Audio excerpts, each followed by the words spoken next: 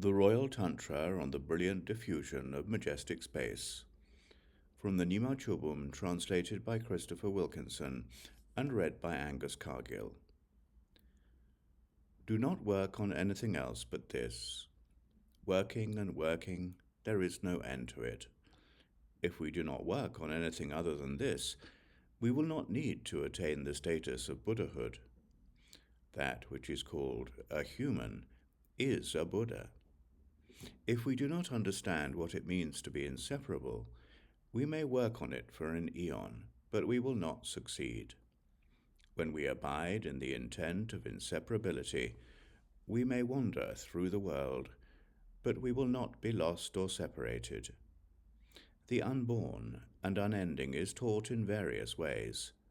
The practice of objectives and the non-practice of them both come from a practice that has no ending. Non-practice comes from the unborn.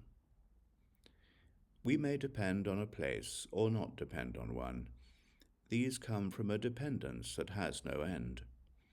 Independence comes from the unborn.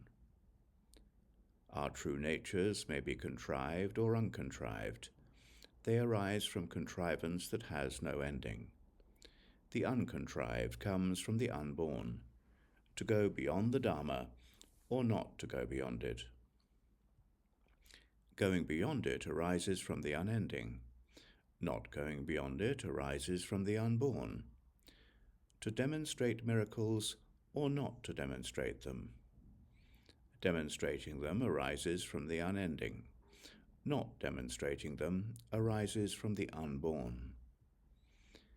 To use exemplifications to land on top or not to land there. Landing there arises from the unending. Not landing there is the state of the unborn.